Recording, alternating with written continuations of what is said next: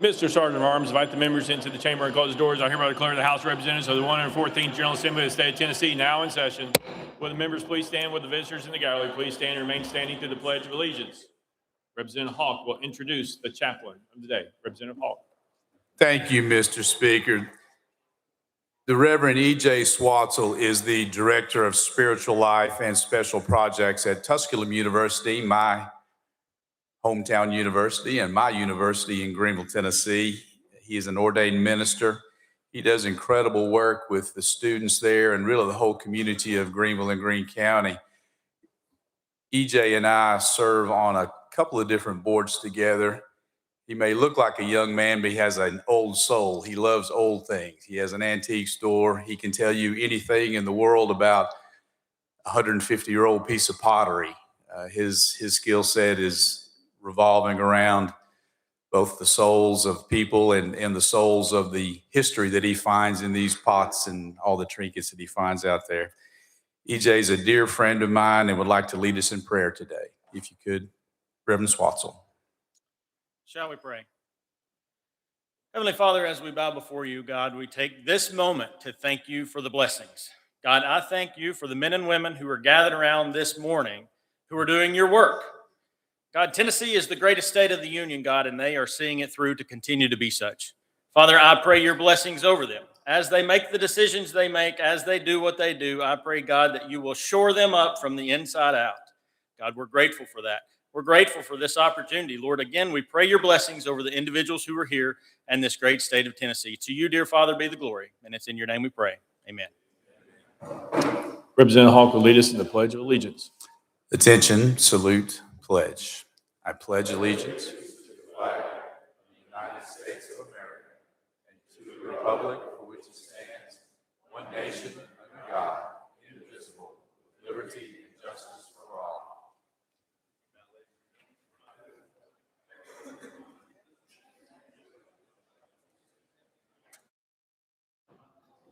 Ms. Clerk, please take the roll. Roll call.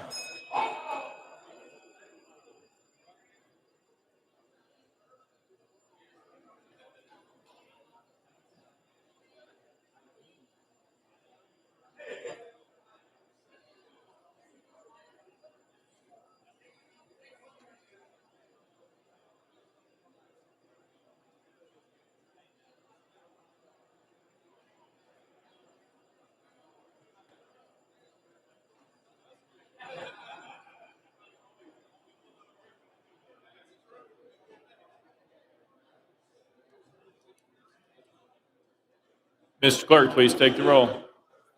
Mr. Speaker, 88 members present.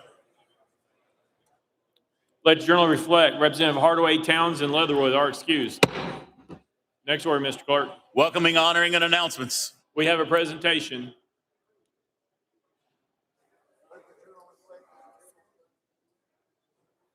Representative Sparks, you're recognized. Yes, thank you, Mr. Speaker. Mr. Speaker, I request the Sergeant at Arms escort our guest into the chamber. Mr. Sergeant at Arms, please escort the guests to the well.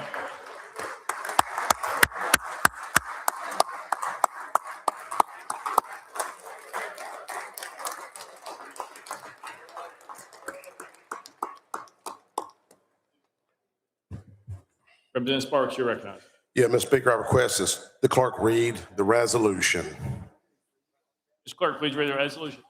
House Joint Resolution 1053 by Representative Sparks, a resolution honor those individuals and organizations that are working to address adolescent mental health, bullying, and the harmful effects of social media on Tennessee's young people. Whereas Tennessee faces an urgent mental health crisis with rising rates of anxiety, depression, self-harm, and suicide, particularly among adolescent girls. And whereas behind every statistic is a real story of pain, including the tragic loss of Rivers Riv Kelleher on September 12, 2025, just days before her 15th birthday, which inspired her family and community to establish the We Live with Riv ministry and movement to support youth facing depression, anxiety, bullying, and other challenges. And whereas alongside other mental health advocates, many of whom are members of this General Assembly, the We Live for Riv movement has raised local and national awareness of youth suicide, bullying, social isolation, and harmful impacts of social media. And whereas Tennessee has emerged as a leader in addressing adverse childhood experiences and promoting positive childhood experiences, such as stable relationships, supportive schools, and community connections as protective factors that build resilience and mitigate risk. And whereas working in the area of suicide prevention, are the Jason Foundation, the American Foundation for Suicide Prevention, and the Tennessee Suicide Prevention Network, which in coordination with the Tennessee Department of Mental Health and Substance Abuse Services advances evidence-informed prevention and coordination, while the 988 Suicide and Crisis Lifeline provides free, confidential 24/7 support as a key part of the state's behavioral health continuum.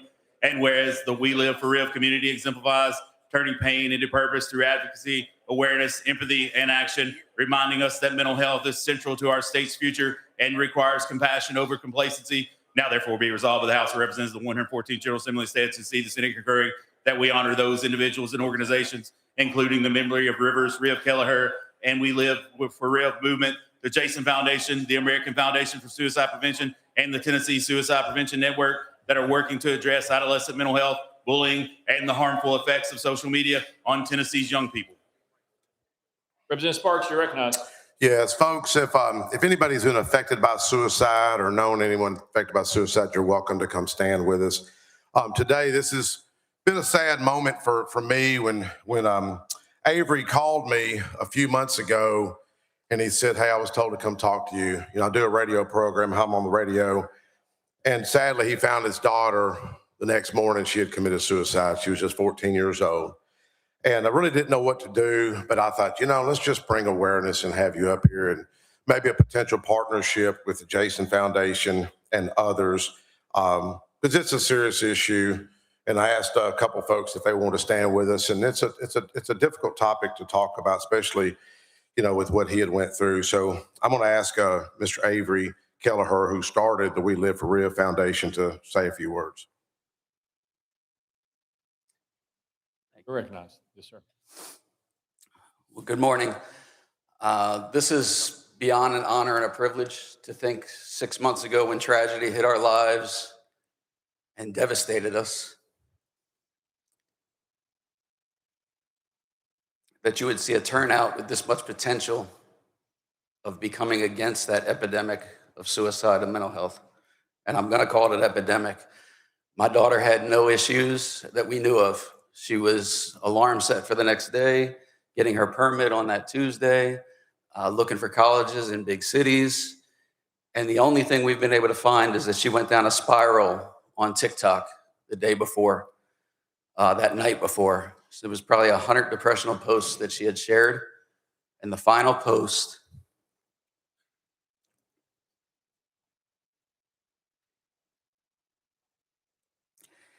said, "I'll be hallucinating while the rope tightens around my neck, September 12th, 000.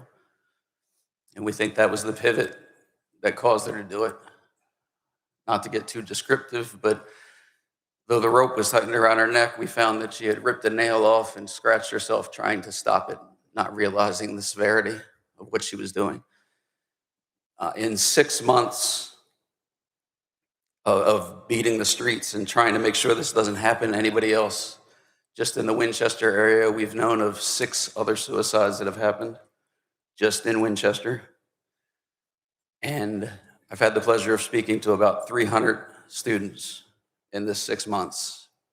And the most shocking thing that I see is about 40% of those kids will raise their hand and say they feel inadequate, they feel like killing themselves, they feel like there's no hope. So we have got to band together for this instant generation that nothing gets by. A fight, it's forever. Struggles, it's forever. And it's constantly shared. I've also found out that in our public schools, it is commonplace to look at somebody and say, just go kill yourself. That is staggering. I thank you for the opportunity to share Riv's story. God bless you guys. Representative Sparks. Yeah, I could turn over, if it's okay with you, Mr. Speaker, to the Jason Foundation, Mr. Jason Flatt. Yes, sir. You're recognized. Thank you. Thank you, Mr. Speaker. My name is Clark Flatt. I'm president of the Jason Foundation. It's such an honor to be mentioned in this resolution, along with some other fine organizations and Department of Mental Health, Department of Health, Department of Education. Truly, this is something that takes us all. I started the Jason Foundation 28 years ago. Many of you know that. 28 years, and we've been When we first started, there was very little in Tennessee for mental health. Many of you will remember those days. Very little resources, any place to go, especially for anxiety, depression, or suicide. But I came here today not just, it is an honor to be mentioned in this resolution. I came here today to thank you guys and all the legislators who came before you. I can tell you, we are now a template in the nation. When other states look at doing something for suicide awareness and prevention in their state, they look toward Tennessee. We're a model, we're a template. With a lot of it came from organizations that were mentioned, but you took the passion and you turned it into action. And that's why we're where we're at here today. There's kids alive today that would not be alive in Tennessee if it wasn't for the help of the legislators, not only you, but those that sat in your seat before you over the last 28 years. So I came here for the first time in a long time, not asking something, but to thank you for what you've done. Tomorrow, March the 20th, would be Jason's 45th birthday. He's been gone quite a long time. We lost him when he was 16.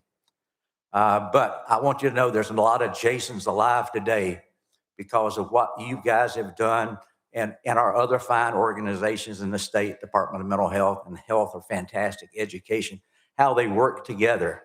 I know you see them sometimes not working together, but they work together to try to help the families in Tennessee.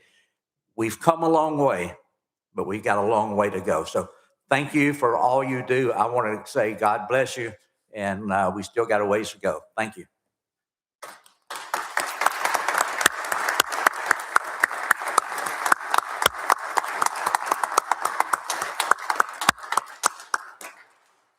Representative Sparks. Yeah, Mr. Speaker, if you can come down and get a photo with us, that'd be okay.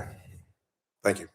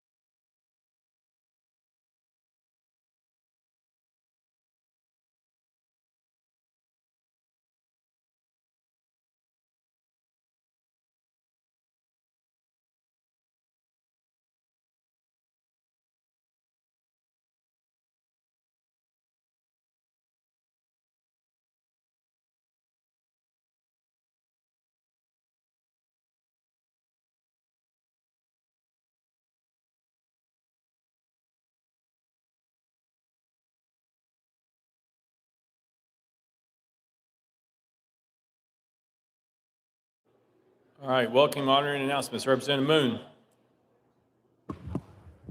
Thank you, Mr. Speaker and members. It's my honor and pleasure this morning to have a page from District 8. She is Caroline Waters. She and her sister Claire are the co-owners of C&C Beef. They have over 250 head of cattle that they manage. Thank you, Mr. Speaker. Thank you. Representative Helton Haynes. Thank you, Mr. Speaker. I too have two fine young people here today. Mallory Haynes, age 11, and Manning Haynes, age 10. These are my grandchildren. They attend Signal Mountain. They attend Thrasher Elementary on Signal Mountain, and their parents are Nikki and David Haynes, and Their grandfather is Marty Haynes, and they're here with us today. Please make them welcome.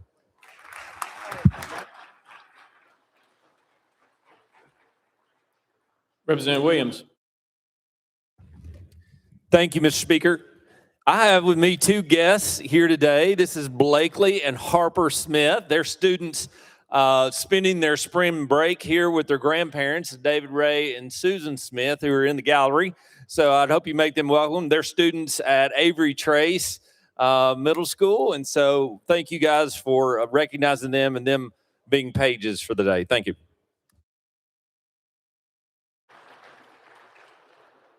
Representative Reeves.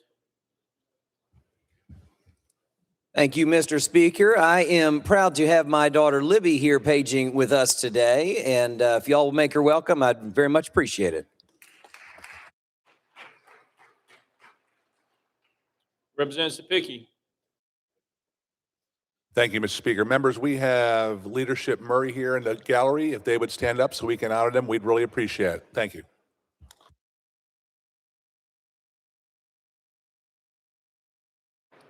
Representative Wright. Thank you, Mr. Speaker. It's also an honor and pleasure for me to stand and introduce the son of Tara, who has worked with me the 8 years that we've tried to keep me straight here. Thank you, Mr. Speaker, for assigning her to me. Now to the point. I have the pleasure of introducing Nevin Biswadi, an 8th grader at St. Bernard Academy. He is a page for the day with me. Thank you, Mr. Speaker. Representative Glenn. Thank you, Mr. Speaker, and I have the honor of having one of my granddaughters here, Josie Perez. She's from Northeast High School in Clarksville, and she's here being a page today, so please give her a warm welcome.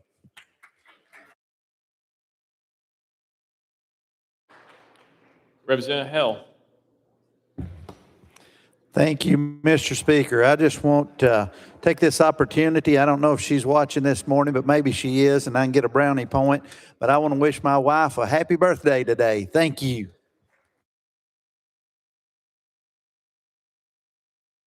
Representative Kiesling. Thank you, Mr. Speaker. We have today from beautiful Scott County, the Huntsville Middle School. I want them to stand. Are they all here? We've got about 25 students. Where are they? They're supposed to be in here. 25 students. They're waving at us, and parents with them. Would you please give them a great welcome? Thank you.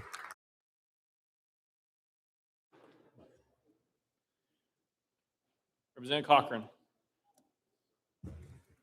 Thank you, Mr. Speaker. Members, I've got a big group of friends in the gallery to my left. If the Monroe Youth Excellence class would stand, that these are students from Tellico, Sequoia, Sweetwater High School, very high achieving seniors. We're excited to host them here today, the Monroe Youth Excellence.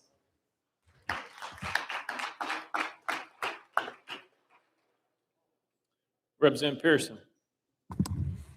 Thank you, Speaker. And colleagues, if you would stand and take a moment of silence with me. Mr. Robert Caldwell Jr., who is and has been a pillar of our community in Southwest Memphis in particular, has transitioned from this life to life eternal.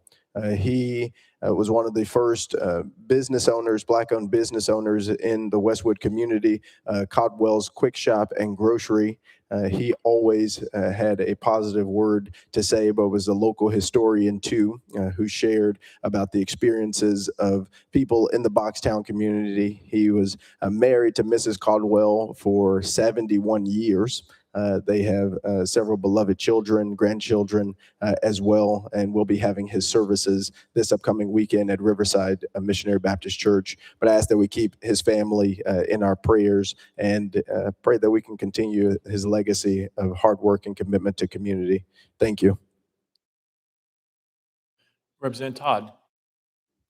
Thank you, Mr. Speaker. Wanted to make sure everybody remembers that next Tuesday, March 24th, is the second annual Outdoors Day on the Hill, hosted by the Tennessee Outdoor Partnership. Please stop by for breakfast at 8 a.m. in room 8D, followed by an outdoor expo starting at 11 a.m. at the Beth Harwell Plaza. Guests are encouraged to step outside and enjoy a lively showcase of Tennessee's outdoor community, featuring activities, food, and opportunities to connect with partners from across the state. Representative Zachary. Deputy Speakers. Thank you, Mr. Speaker. Members, if you have not seen him, our former colleague and the next state senator for District 5 has joined us. Jimmy Matlock's in the back of the room. Please make him feel welcome.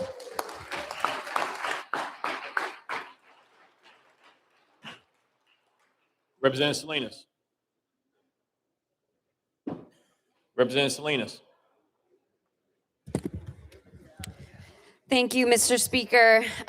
Yesterday was a really hard day for people in the Chicano and farmer workers movement because some truth came to light about one of our leaders and the abuses that he had upon many women of the movement, including minors.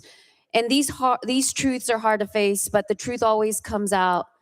And if we are going to fight for justice, we have to hold everyone accountable, including our leaders. But I don't want to focus on what he did. I want to focus on the courage and the bravery that the victims and the women have displayed. Even many years later, where there will be no justice for them. They were brave enough to speak up and say, this happened to me, and that's not okay. So I want to hold them in our hearts and let them know that we will fight for a better future. Representative Capley. Thank you, Mr. Speaker. And members, one of my good buddies from high school is up here in the gallery to my right. Wilkes, will you please stand up? Wilkes Halliday, everybody from Murray County. Y'all please make him feel welcome. Representative Hawk. Thank you, Mr. Speaker. Joining our Minister of the Day today in the gallery to our left, to my left, E.J. Swassel and Missy Swassel, his parents are here. And also the Minister of the Day, his wife and kids are still at the KOA having a sleep-in tonight. But want to mention Reverend Swassel's wife, Casey, his children, Lily, Lydia, and Ezra. If we could please make everyone welcome. Thank you. Representative McKenzie.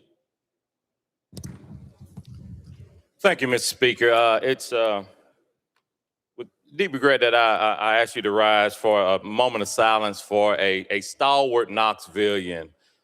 Miss Juanita Usher Cannon was an extremely loving teacher, administrator. She taught thousands of kids etiquette after her retirement. She served on our KCDC, our development board for 18 years. Daughter and I graduated high school together. She transitioned this past weekend, so I asked for a moment of silence. Thank you. Representative Carringer. Thank you, Mr. Speaker. I have a special young lady, Everly Kenner, who's in second grade, that's paging for us this morning. And her dad is the famous new research guy in our health that we appreciate. He and his wife, Melissa, are here, and Everly's little brother, White, up here in the balcony. So please welcome them.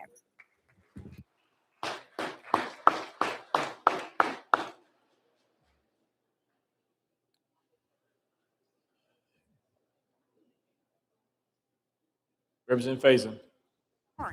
Thank you, Mr. Speaker. Members, our wonderful minority leader, Karen Camper, did just remind me that the end of this month, Monday night, March 31st, for your listening pleasure, we do have the Capitol Jam. And she also told me that she will be there with the Leatherettes. It's worth your time. It's going to be a lot of fun. And some people that you did not know can croon will be crooning that night. Monday night, March 31st. May the good Lord take a liking to all of you.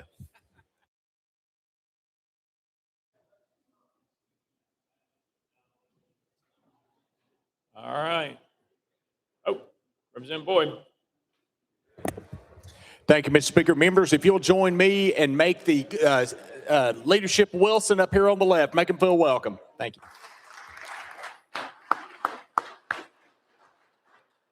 All right. Next order, Mr. Clerk. Introduction to resolutions. Leader Lambert, you're recognized. Thank you, Mr. Speaker. Move all resolutions properly filed be introduced pursuant to Order 17 and placed on the consent calendar referred to the appropriate standing committee. Without objection, so ordered. Next order, Mr. Clerk. Senate Joint Resolutions congratulatory and memorializing. Leader Lambert, you're recognized. Thank you, Mr. Speaker. Move all Senate joint resolutions congratulatory and memorializing in line of that has been placed on the consent calendar pursuant to Order number 17. Without objection, so ordered. Next order, Mr. Clerk. Resolutions laying over. Leader Lambert, you're recognized. Thank you, Mr. Speaker. That all resolutions line over be referred to the appropriate standing committee. Without objection, so ordered. Next order, Mr. Clerk. Introduction of bills. Leader Lambert, you're recognized. Thank you, Mr. Speaker. Move that House Bills 2,661 through 2,663 being introduced and passed on first consideration. Without objection, so ordered. Next order, Mr. Clerk. Senate bills on first consideration. Leader Lambert, you're recognized. Thank you, Mr. Speaker. Move that Senate Bills 866, 1,021, 1,615, 1,660, 1,725, 1,761, 1,766, 1,774, 1,793, 1,819, 1,840, 1,843, 1,931, 2,030, 2,054, 2,121, 2,132, 2,165, 2,172, 2,175, 2,310, 2,324, 2,362, 2,404, 2,525, 2,549, 2,578, 2,597, 2,637 transmitted to the Senate be held on the desk pending third consideration of the companion House bills. Without objection, so ordered. Next order, Mr. Clerk. Senate bills on second consideration. House bills on second consideration. Petitions and memorials. Reports of standing committees. Reports of select committees. Calendars. Mr. Speaker, the House has a consent calendar. Chair Lady Moody, you're recognized. Thank you, Mr. Speaker. I move passage of the consent calendar on third and final consideration in keeping with Rule 50.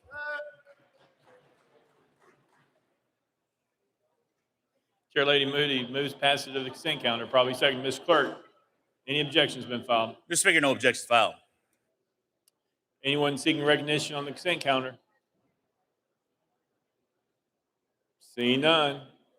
Any objections to the question? Seeing none, we're voting on the consent calendar. All members in favor vote aye when the bell rings. Those opposed vote no. Has every member voted? Does any member wish to change their vote? Powers aye.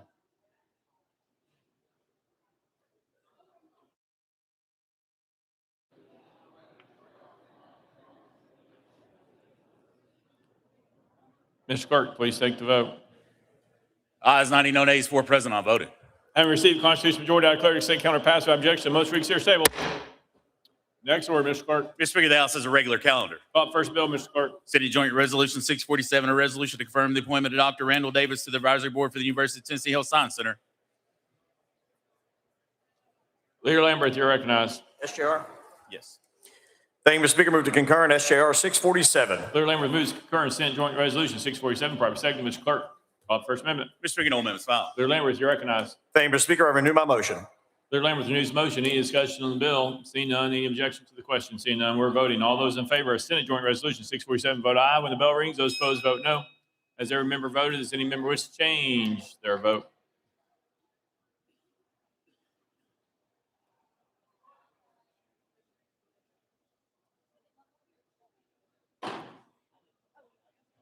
Mr. Clerk, please take the vote. Ayes 93, no nays. Senate Joint Resolution 647, having received the constitutional majority, I hereby declare concurring without objection the motion for reconsider is tabled. Let journal reflect Representative Gillespie is excused.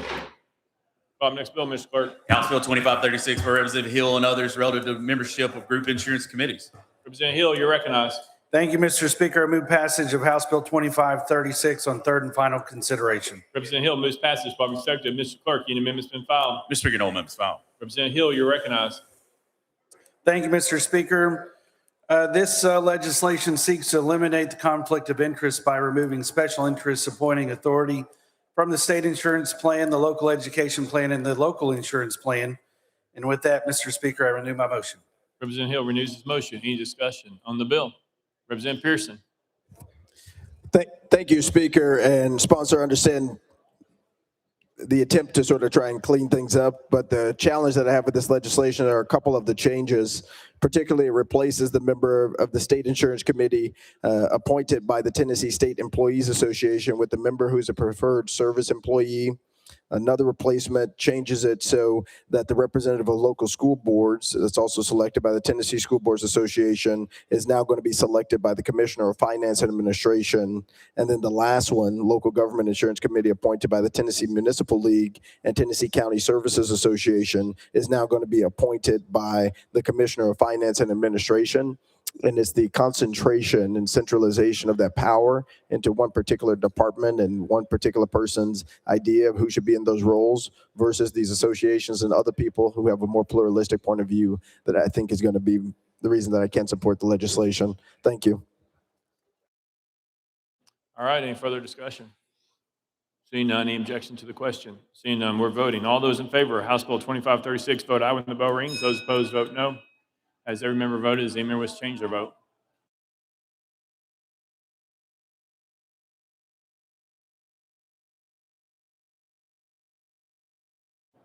Mr. Clerk, please take the vote.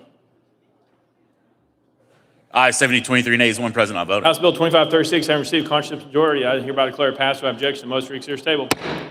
Call next bill, Mr. Clerk. House Bill 1907 by Representative McCalman, relative to retirement. Mr. Speaker, Senate bills on the desk. Representative McCalman, you're recognized. Thank you, Mr. Speaker. I move to substitute and conform to Senate Bill 2018. Representative McCalman moves substitute and form Senate Bill 2018 without objection. So ordered. Representative McCalman. Thank you, Mr. Speaker. I move passage of SB 2018 on third and final consideration. Representative McCalman moves passage of Senate Bill 2018 on third and final consideration. Probably second. Mr. Clerk, call for First Amendment. Mr. Speaker, no amendments filed. Representative McCalman, you're recognized. Thank you, Mr. Speaker. Members, this bill is a cleanup bill brought to me by the Treasury.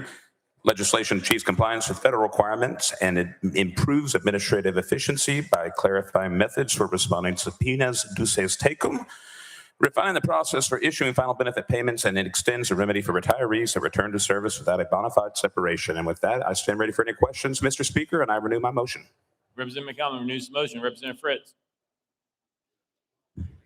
Thank you, Mr. Speaker. Sponsor, thank you for the bill. I just wanted to ask one clarifying question. A couple of years ago, we moved with our TCRS program with the treasurer to make sure that we could fund SROs. We had about 600 vacancies at that time, and we could bring in retired law enforcement officers to fill those positions without being financially harmed. I just want to make sure this bill is not going to harm those SROs or the ability to do that.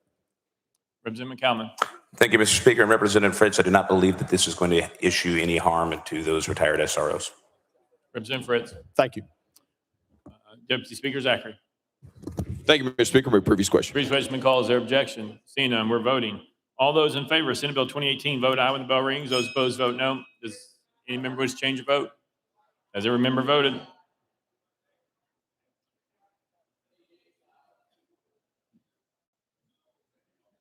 Mr. Clerk, please take the vote. Ayes 95, no nays. Senate Bill 2018 and received constitutional majority. I hereby declare it passed without objection. Motion reconsider table. Call next bill, Mr. Clerk. House Bill 1857 by Chairman Rudd and others relative to education. Chairman Rudd, you're recognized.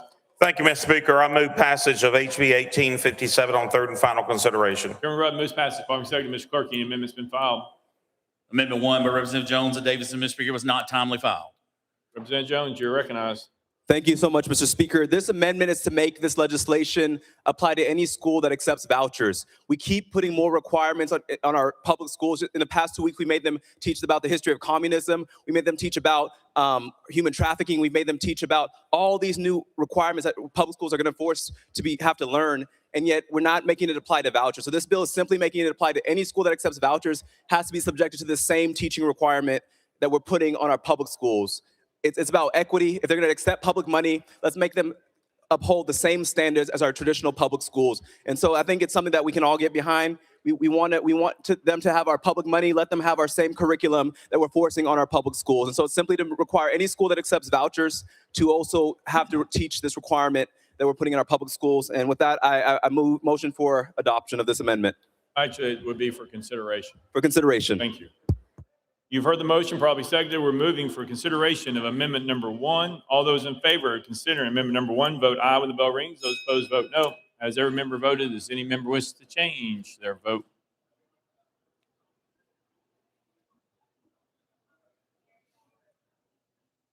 Ms. Clerk, please take the vote.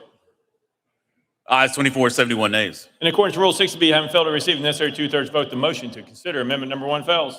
Next amendment, Mr. Clerk. Mr. Speaker, no further amendments. Representative Rudd, you're recognized. Thank you, Mr. Speaker. What this bill does is we passed a civics legislation several years ago that all of our founding principles are to be taught in history. And what's happening is many of the schools and some teachers are not teaching all of them, or they're just briefly mentioning them, or their excuses. Some of these fall on days like 4th of July that they're out of session, so they're not teaching them during session. This is simply states that to fulfill previous instructions by the legislature, that an instructional day be annually held during the school session, and that they teach about the U.S. Constitution, American Revolution, fundamental rights, and define American citizenship in the 4th of July. And they teach all that in one session. And that's what the bill does, Mr. Speaker. With that, I renew my motion. Chairman Rudd renews the motion. Any discussion on the bill? Representative Pearson, you're recognized. Thank you, Speaker. And we had similar legislation by another one of your colleagues. As a part of this instruction is the intent that it teaches the paradox of America's founding, which is at the same time that the Declaration of Independence was written, the Constitution of the United States was written, that our country was enslaving people and had committed genocide against Native Americans in order for America to be the country that it currently is. Chairman Rudd. The purpose of all of our public schools and charter schools, which is, of course, is a public school, that we teach history as it occurred, not apply politics to it. And that is the fundamental thing that should be taught in all schools about all subjects, the truth without a political slant. And this is to teach and explain the 4th of July, identify the United States as an independent nation, describe the basic ideals of freedom and individual rights, and to recognize the national symbols of the United States. Representative Pearson. To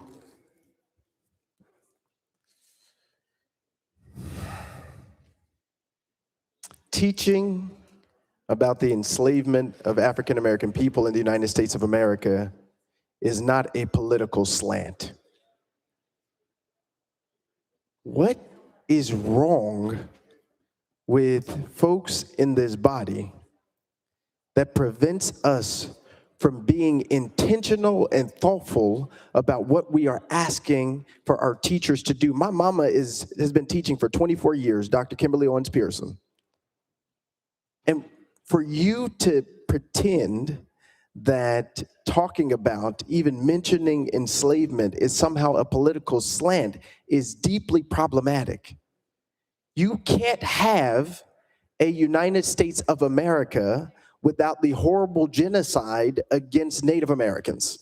You can't have a United States of America without the enslavement of hundreds of thousands and ultimately 3 million Black Americans whose bodies were misused and abused in order that we might be able to create the economic foundations of this country. You can't have a United States of America without the paradox of white folks in positions of power saying there's life, liberty, and the pursuit of happiness, and that all men are equal, while at the same time subjecting people to a society and systems that were unequal, unjust, and unfair.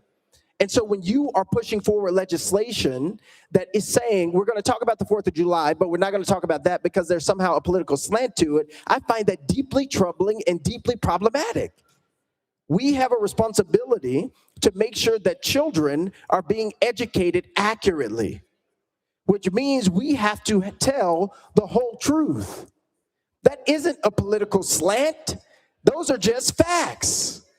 And when your legislation, as it is currently written, is trying to push a political slant that ignores the historicity of our country, it perpetuates a false narrative that America came out of nowhere with these perfect ideals, these perfect ideas, these perfect systems without any consequences. And the truth about our country, which we should be able to talk about, which you should be able to articulate, which we should ensure all children learn, is that there is a paradox in our foundations. There is.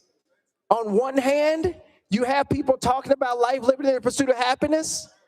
You have a Constitution of the United States, but also written within it is a 3/5 compromise so that Southern states would be able to perpetuate slavery and count the people that they enslaved as people for proportional reasons in the House of Representatives.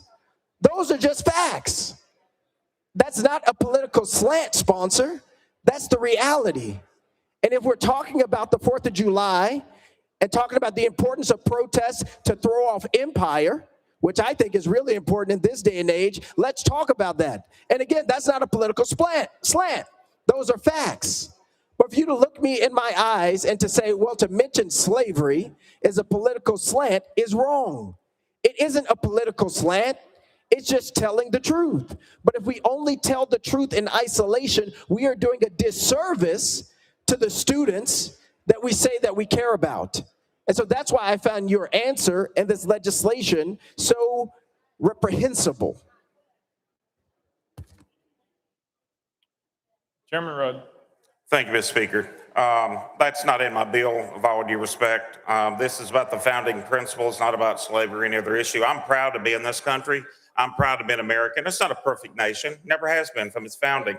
But we strive as a free, democratic republic that we improve ourselves and learn our lessons, and we grow as a people and a nation. And I'm very proud of that and very proud of this country and proud of our foundations. The very principles that this nation was founded on, which is what this bill is about, is to be taught, is made this the greatest nation on earth, the freest nation on earth, and we continue to improve and work together to create a better nation. And that's what this bill is about.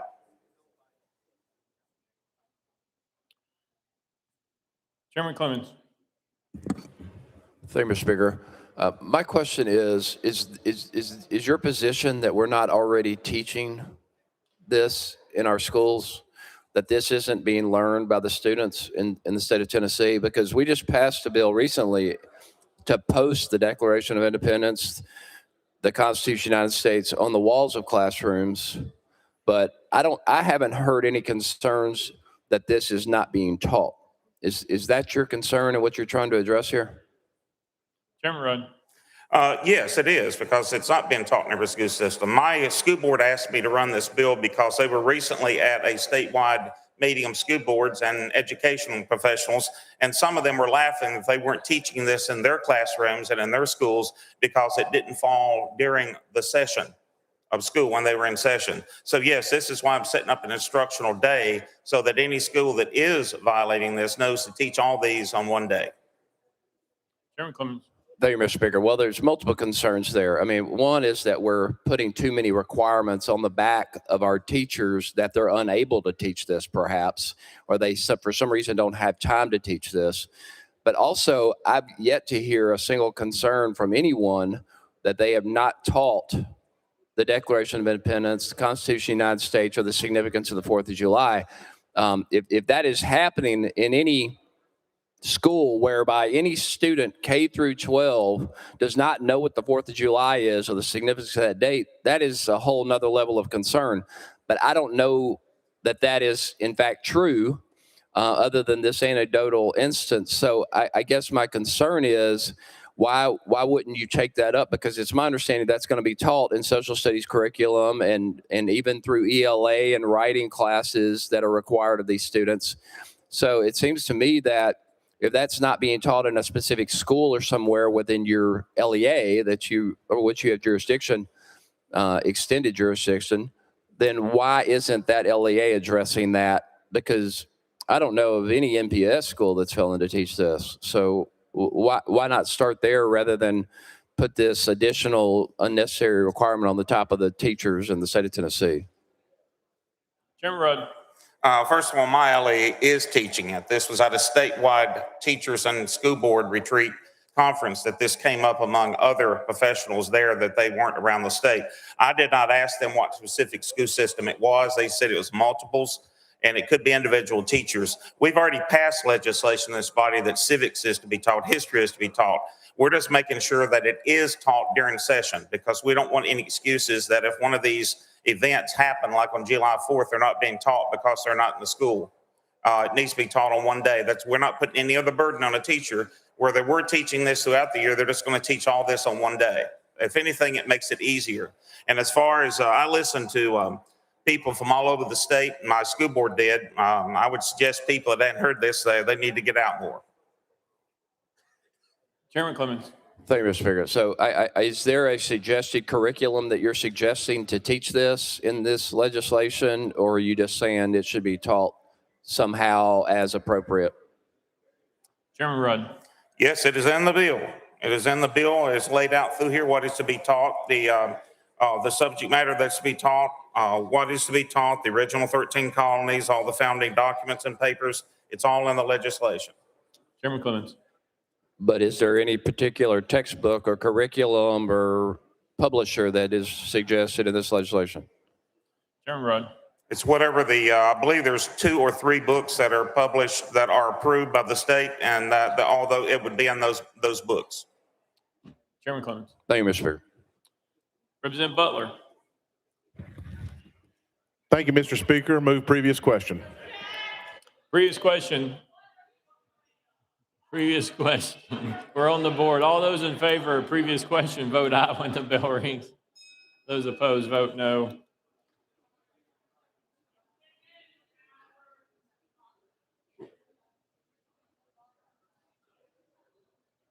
Mr. Clerk, please take the vote. Aye, 72, 21 nays. House Bill 1857 having received, previous question prevails.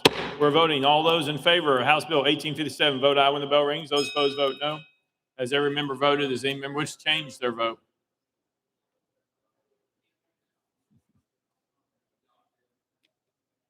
Mr. Clerk, please take the vote.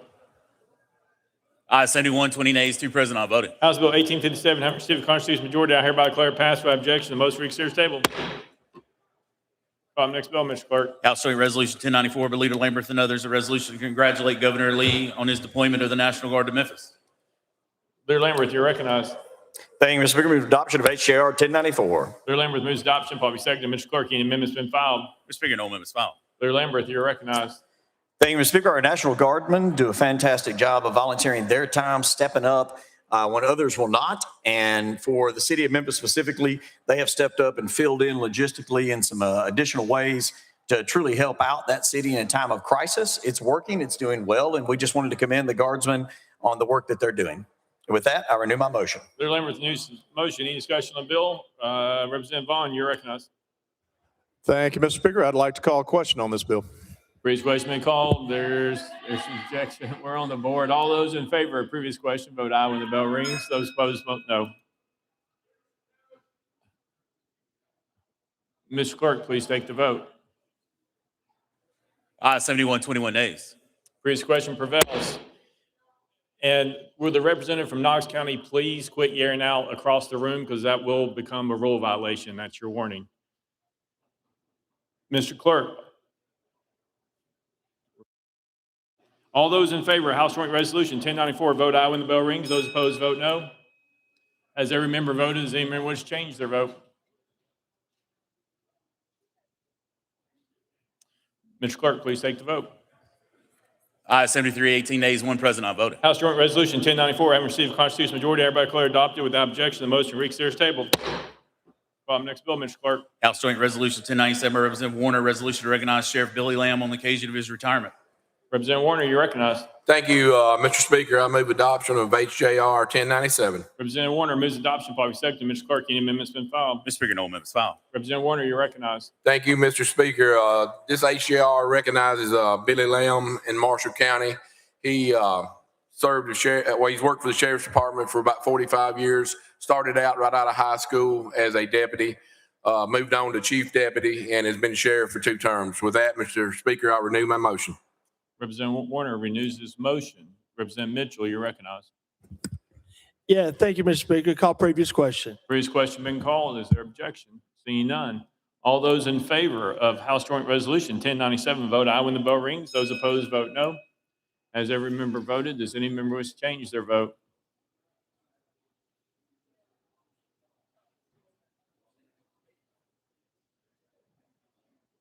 Mr. Clerk, please take the vote. Ayes 82, 6 nays, 2 present, not voting. House Joint Resolution 1097, having received a constitutional majority, everybody declare adopted without objection. The motion reconsider table. Representative Lynn, for what purpose? Thank you, Mr. Speaker. I apologize for being out of order, but Mary Littleton and I would like to invite anybody who wants some of those cinnamon things from Habitat for Humanity. I went over there, I was the last one there, and when I told them how much Mary Littleton loved these cinnamon things, they gave me the whole tray. So Mary wants everybody to share in it. Thank you.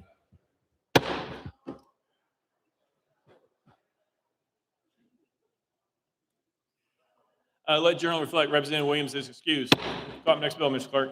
House Bill 2017 by Representative Cochran and others relative to authority of the Tennessee Fish and Wildlife Commission to prescribe the manner of means of taking wildlife. Mr. Speaker, Senate bills on the desk. Representative Cochran, you recognize. Thank you, Mr. Speaker. I move to substitute and conform to Senate Bill 2028. Representative Cochran moves substitute and conform Senate Bill 2028. Properly second without objection. So ordered. Representative Cochran. Thank you, Mr. Speaker. I move passage of Senate Bill 2028 on third and final consideration. Representative Cochran moves passage of Senate Bill 2028 on third and final consideration. Properly second. Ms. Clerk, call up First Amendment. House Agricultural and Natural Resources Committee Amendment number 1, same as Senate Amendment number 1. Chairman Todd, you're recognized. Thank you, Mr. Speaker. This amendment is the same as the Senate amendment. Move to withdraw. Without objection, committee amendment number 1 withdrawn. Next amendment, Mr. Clerk. House Amendment 2 by Chairman Sapicki. Mr. Speaker, was timely filed. Chairman Sapicki, you're recognized. Thank you, Mr. Speaker. Move to withdraw.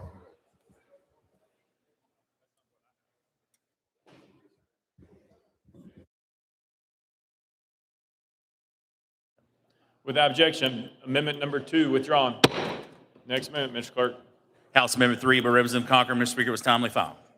Representative Cochran, you're recognized. Thank you, Mr. Speaker. This adds the provision that this part does not prohibit a county or municipality from regulating the discharge of a firearm by a person lawfully hunting within 500 feet of a school property, making it consistent with other portions of code. And I move to adopt. Representative Cochran moves adoption of amendment number 3. Properly seconded. Any discussion on the amendment? Seeing none, we're on the board. All those in favor of adopting amendment number 3, vote aye when the bell rings. Those opposed, vote no. As every member voted, does any member wish to change their vote?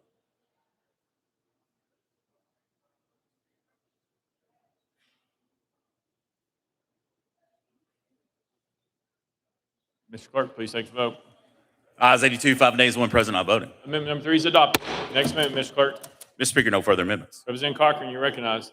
Thank you, Mr. Speaker. Members, House Bill 2017 simply clarifies what numerous AGs have understood for many years, what this General Assembly has asserted numerous times, that it is the Fish and Wildlife Commission that ultimately governs the discharge of a firearm while lawfully hunting, and I renew my motion. Representative Cochran renews his motion. Any discussion on the bill? Representative Chisholm. Thank you, Mr. Speaker.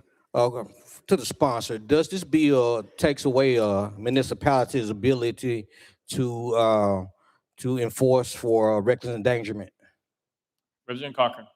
Thank you, Mr. Speaker. Representative, that's a great question. No, it does not. So if there is, this is not any kind of blanket permission to go shoot in a neighborhood. If it's unsafe to hunt there today, after this passage, if this body sees fit, that doesn't change. If it's an unsafe place to discharge a firearm now, if you went and hunted there tomorrow, the city can still charge you with reckless endangerment, and they have that full power and authority to do so. Representative Chisholm. Does this bill change hunting regulations in the state? Representative Cochran. Thank you, Mr. Speaker.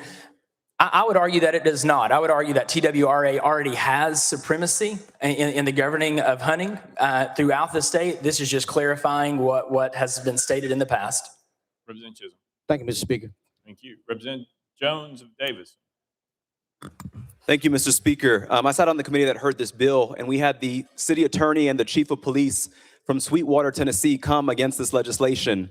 They said that this legislation was in response to a case that is ongoing about duck hunters coming from outside of the county and hunting in a residential area and leaving shellings, and also hunting early in the morning at 5 a.m. And the city tried to regulate it. And now they're saying they're going to take away the right of the city to act in the interest of their citizens. So we had the chief of police say that this legislation would take away their authority to regulate this activity by outside folks coming into their county. And I think that how the sponsor is presenting the bill is not how we understood it. And when we consult with attorneys, over 100 local governments would be impacted by this legislation, and we'd be taking away their right to have local control over what's happening in the area. And so unfortunately, the chair did not let the chief of police speak, but we did reach out to the local government in Sweetwater, and they are vehemently against this legislation, drove down every week to testify against it. And so I know you represent a part of that area, Representative Cochran. Can you respond to why you think in this instance it's okay to take away the control of the people at the local government level who you are supposed to represent, who are against this legislation? Can you respond to their concerns? Representative Cochran. Thank you, Mr. Speaker. Representative, I appreciate the question. We aren't taking away any local authority because that authority has never been there.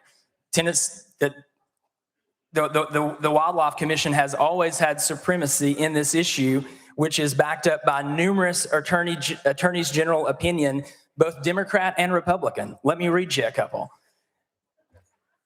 The question was asked all the way back in 1998, whether a municipal ordinance prohibiting the discharge of firearms within the city limits is enforceable against persons engaged in hunting with firearms within the city limits.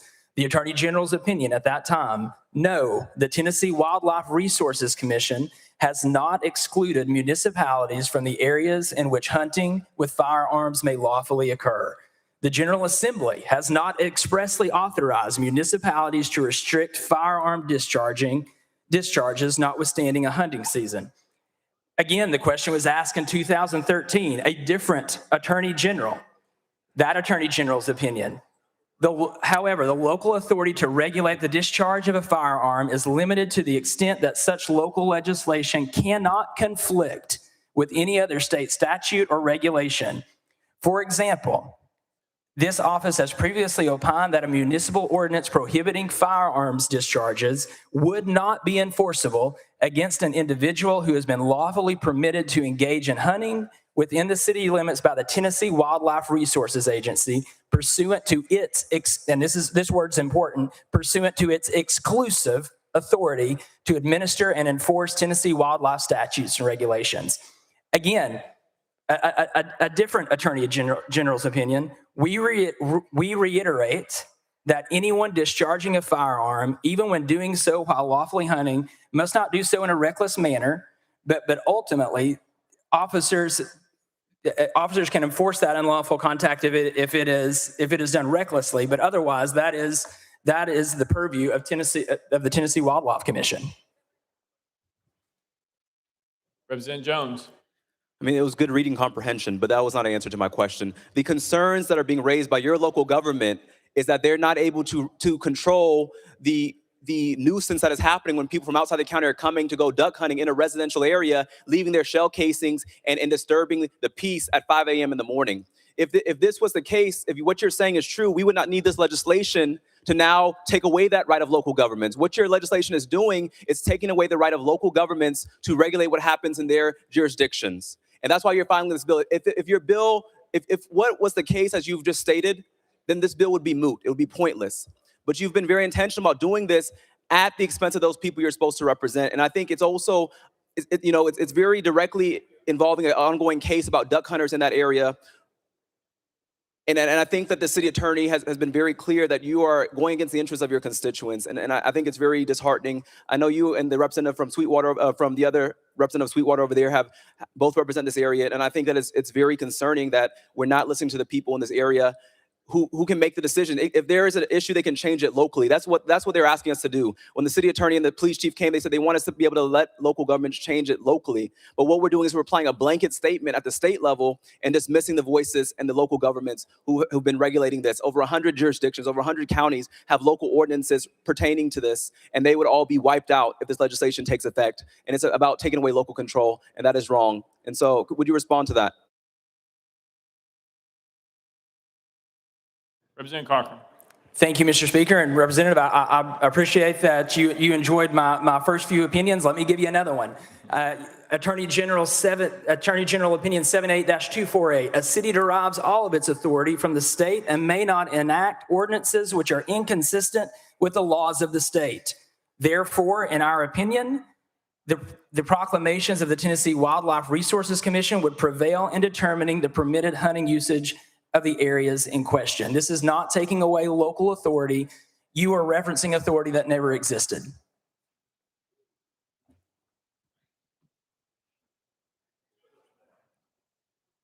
All right. Representative Hell, you're recognized. Thank you, Mr. Speaker. Representative Cochran, thank you. I had a question about this that we talked about just before you went up there. And to know that you work with the involved parties to come to a good resolution, and with the amendment that was added on, I appreciate this piece of legislation. I've got properties that back up to school, just like what we discussed. So thank you for this, and thank you for that amendment and making this. So I appreciate it and glad to support it. Representative Holsey. Thank you, Mr. Speaker. Two things. You said that back all the way back to 1998, like that's ancient history. I turned 75 in 1998. I want you to know that. The second thing is, I think people need to understand this does not negate any city ordinance that says you can't discharge a firearm in a city. That ordinance still upholds any discharge of a firearm except hunting. That's correct. Representative Cochran. That is an excellent point, Representative, and thank you for reiterating that. You are correct. Again, this is not some permission slip to go shoot in the city. You can still be charged, and you should be charged if you discharge a firearm recklessly. Representative Doggett. Thank you, Mr. Speaker, and I know what everybody wants me to do, but I'm out of order. Representative Capley and I have a leadership group from Lawrence County up in the balcony with us, so please help me welcome them to the chamber.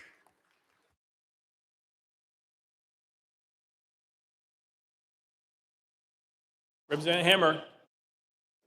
Thank you, Mr. Speaker. To the sponsor, just wanted to ask one item for clarification. Can you speak to whether a local government will still be able to allow hunting on their own property, such as a park?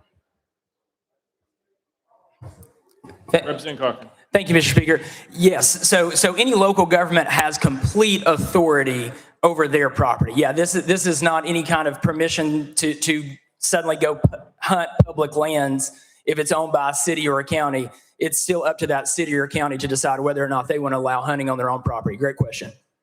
Representative Hammer. Thank you, Mr. Speaker. All right, Representative Barrett.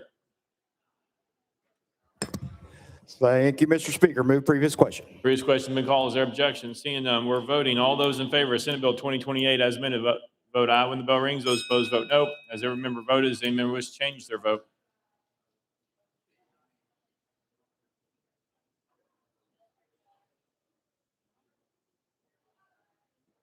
Mr. Clerk, please. Let the journal reflect. Representative Todd is excused.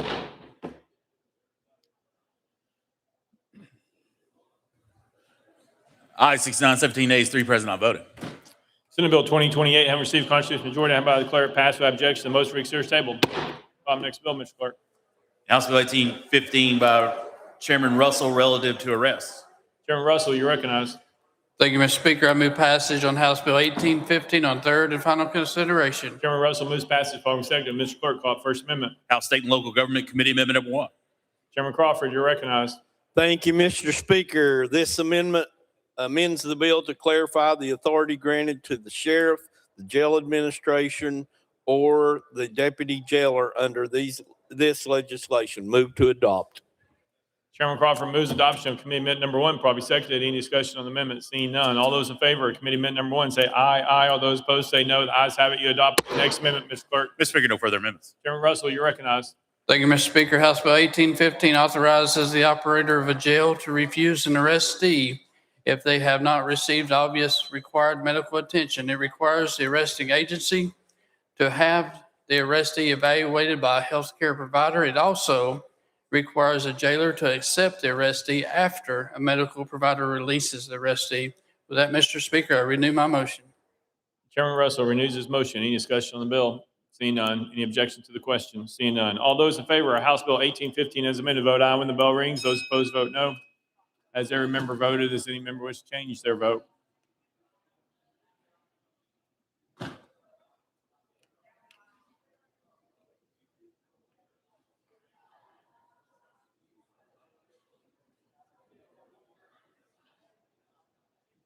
Mr. Clerk, please take the vote. Ayes 90, no nays. House Bill 1815 having received a constitutional majority, I hereby declare passed without objection. The motion to reconsider is tabled. Call the next bill, Mr. Clerk. House Bill 1758 by Chairman Slater relative to school transportation. Mr. Speaker, the Senate bill is on the desk. Chairman Slater, you're recognized. Thank you, Mr. Speaker. I move to substitute and conform to Senate Bill 1758. Chairman Slater moves to substitute and conform Senate Bill 1758, properly seconded without objection. So ordered. Chairman Slater. Thank you, Mr. Speaker. I move passage of Senate Bill 1758 on third and final consideration. Chairman Slater moves passage of Senate Bill 1758 on third and final consideration, properly seconded. Mr. Clerk, call First Amendment. House Education Committee Amendment number 1, same as Senate Amendment number 1. Chairman White, you're recognized. Thank you, Mr. Speaker. Same as the Senate amendment. Move to withdraw and defer to the sponsor for explanation. Without objection, amendment number 1 withdrawn. Next amendment, Mr. Clerk. Mr. Speaker, no further amendments. Chairman Slater, you're recognized. Thank you, Mr. Speaker. Members, I would draw to your attention something that is quite the anomaly, I'm sure, and that is that the Senate bill number is 1758 and the House bill number is 1758. I doubt that happens very often, so thought I'd bring that to your attention. This proposal preserves local control by allowing school boards to rely on existing CDL medical certification or require additional annual mental evaluations. And with that, I renew my motion. Chairman Slater renews his motion. Any discussion on the bill? Chairman Crawford. Thank you, Mr. Speaker. Sponsor, this bill is permissive, correct? Or is it a statewide application? Chairman Slater. Thank you, and thank you for that question. Yes, this is permissive. This still leaves it to the locals to determine what requirement they may have for the mental evaluation piece that we actually put into law 3 years ago in this body. All right, any further discussion? Seeing none, any objection to the question? Seeing none, we're voting. All those in favor of Senate Bill 1758, vote aye when the bell rings. Those opposed, vote no. As every member voted, does any member wish to change their vote? Mr. Clerk, please take the vote. Camper, aye. Ayes 87, no nays. Senate Bill 1758 having received a constitutional majority, I hereby declare passed without objection. The motion to reconsider is tabled. Call the next bill, Mr. Clerk. House Bill 2159 by Representative Wright relative to motor vehicles. Mr. Speaker, Senate bill is on the desk. Representative Wright, you're recognized. Thank you, Mr. Speaker. I move to substitute and conform Senate Bill 2360. Representative Wright moves substitute and conform Senate Bill 2360, probably seconded without objection. So ordered. Representative Wright. Thank you, Mr. Speaker. I move passage of Senate Bill 2360 on third and final consideration. Representative Wright moves passage of Senate Bill 2360 on third and final consideration, probably seconded. Mr. Clerk, call First Amendment. House Commerce Committee Amendment number 1, same as Senate Amendment number 1. Chairman Vaughn, you're recognized. Thank you, Mr. Speaker. This coward moves to withdraw. Without objection, Committee Amendment number 1 withdrawn. Next amendment, Mr. Clerk. Mr. Speaker, no further amendments. Representative Wright, you're recognized. Thank you, Mr. Speaker. Members, Senate Bill 2360 on motor vehicles prescribes the process of establishing a garage keeper's lien when a signed work order does not exist. I renew my motion. Representative Wright renews his motion. Any discussion on the bill? Seeing none, any objection to the question? Seeing none, we're voting. All those in favor of Senate Bill 2360, vote aye when the bell rings. Those opposed, vote no. As every member voted, does any member wish to change their vote?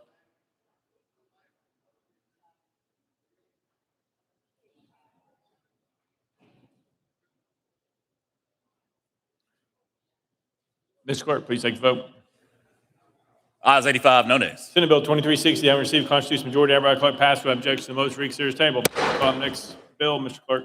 House Bill 2141 by Deputy Speaker Zachary relative to confidentiality of intercollegiate athletics program records. Deputy Speaker Zachary, you're recognized. Thank you, Mr. Speaker. Move passage of House Bill 2141 on third and final consideration. Deputy Speaker Zachary moves passage following seconded. Mr. Clerk, call First Amendment. House Education Committee Amendment number 1. Chairman White, you're recognized.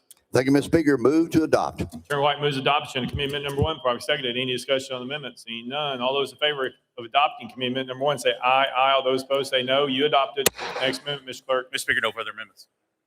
Deputy Speaker Zachary, you're recognized. Thank you, Mr. Speaker. Members, this legislation aligns us with our neighboring states by permanently extending the open records exemption for public university playbooks. Also adds an open record exemptions that does sunset for third-party business information. Think of Pepsi, Coke, Nike, Under Armour, and Adidas. With that, I renew my motion.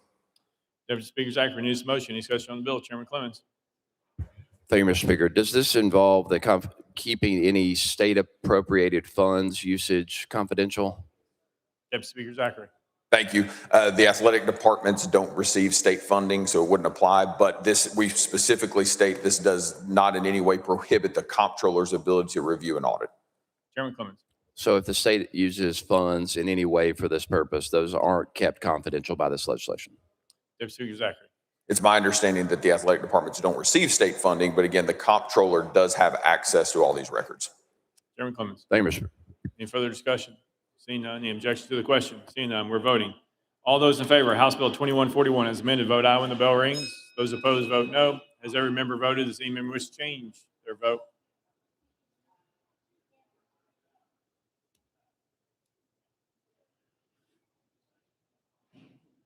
Mr. Clerk, please take the vote. Ayes 74, 6 nays, 7 present, not voting. House Bill 2141 having received constitutional majority, I hereby declare passed without objection. Motion to reconsider is tabled. Call up next bill, Mr. Clerk. House Bill 2077 by Chairman Faison, relative to Attorney General Reporter. Mr. Speaker, Senate bills on the desk. Chairman Faison, you recognized. Thank you, Mr. Speaker. I move to substitute and conform to Senate Bill 2364. Chairman Faison moves substitute and conform Senate Bill 2364 without objection. So ordered. Chairman Faison. Thank you, Mr. Speaker. I move passage of Senate Bill 2364 on third and final consideration. Chairman Faison moves passage of Senate Bill 2364 on third and final consideration. Public second, Mr. Clerk, call First Amendment. Mr. Speaker, no amendments filed. Chairman Faison, you're recognized. I renew my motion. Chairman Faison renews his motion. Any discussion on the bill? Seeing none, any objection to the question? Seeing none, we're voting. All those in favor of Senate Bill 2364 vote aye when the bell rings. Those opposed vote no. Has every member voted? Does any member wish to change their vote?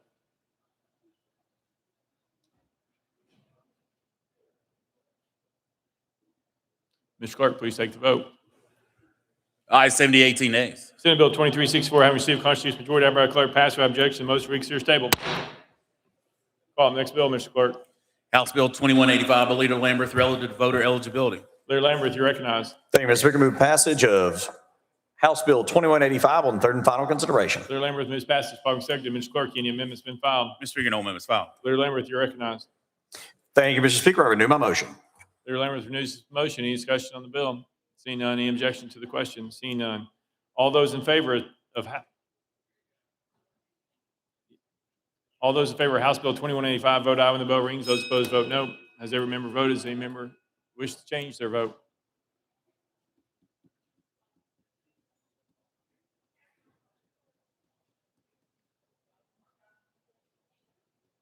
Mr. Clerk, please take the vote. Ayes 68, 22 nays. House Bill 2185 having received constitutional majority, I hereby declare passed without objection. The motion reconsider is tabled. Leader Lamberth, for what purpose?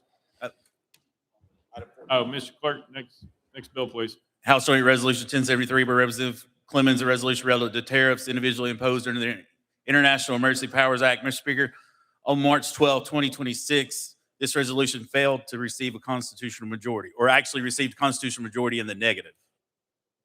Leader Lamberth, you're recognized. Thank you, Mr. Speaker. In the spirit of collegiality, I move to withdraw my motion to reject HJR 1073. Without objection, the motion to reject is withdrawn pursuant to Rule 63. House Joint Resolution 1073 is referred to calendar and rules. Call up next bill, Mr. Clerk. Mr. Speaker, that completes the regular calendar. Call up next calendar, Mr. Clerk. Mr. Speaker, the House has a message calendar. Call up first message, Mr. Clerk. Senate Bill 468, relative to safety. Mr. Speaker, on March 12, 2026, the Senate non-concurred in House Amendment 1. Chairman Bosso, you're recognized. Thank you, Mr. Speaker. Members, Senate Bill 0468 was a bill that put in place protection for the safety and privacy of women and girls in private spaces, in correctional facilities, juvenile detention facilities, and domestic violence shelters.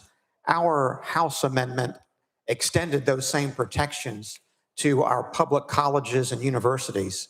The Senate non-concurred in that amendment. So, Mr. Speaker, I move that we refuse to recede from our action in adopting Amendment Number 1.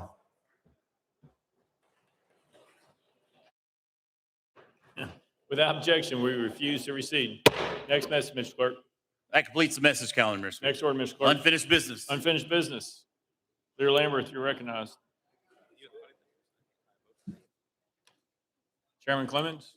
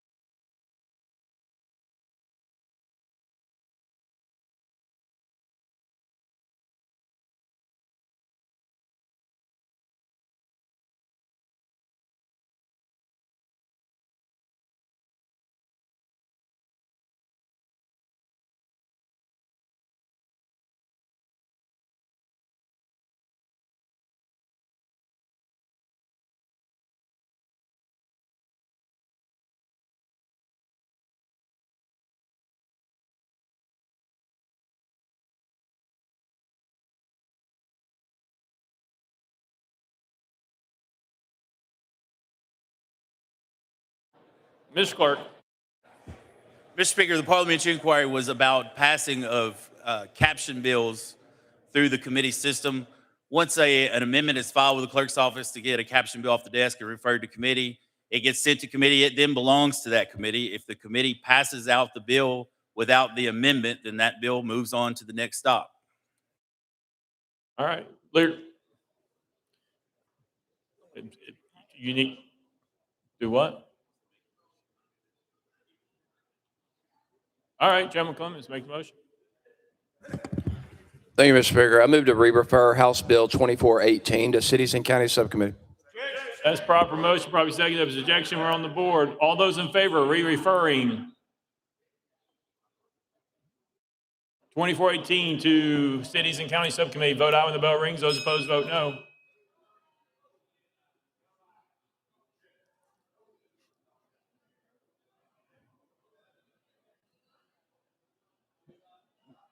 Ms. Clerk, take the vote.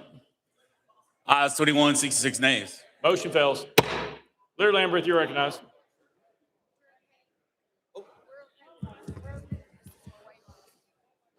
Thank you, Mr. Speaker. I move that House Bills 1,816 and 2,501 be heard in the Civil Justice Subcommittee next week. For the motion, any objections? Without objection, so ordered.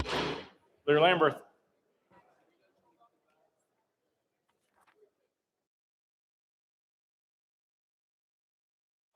Thank you, Mr. Speaker, and I do anticipate objection, but I move that House Bill 2055 be heard in the Public Service Subcommittee next week. You've heard the motion. Is there objection? There's objection. We're on the board. All those in favor of hearing House Bill 2055 in Public Service Subcommittee next week, vote aye when the bell rings. Those opposed, vote no.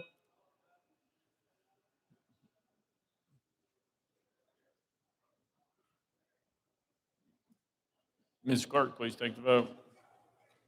Ayes 68, 22 nays. Without objection, so ordered. Are you, Mr. Clerk? Mr. Speaker, we have a message from the Senate. Mr. Speaker, I've directed to return to the House Joint Resolution 182, amended and concurred in by the Senate. Monday's message calendar. Next order, Mr. Clerk. Scheduling and procedural announcements. Mr. Clerk. Mr. Speaker, no announcements. Next order, Mr. Clerk. Roll call.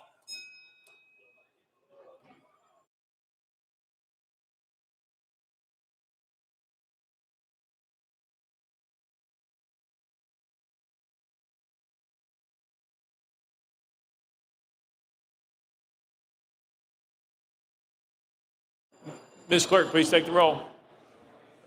Mr. Speaker, 92 members present.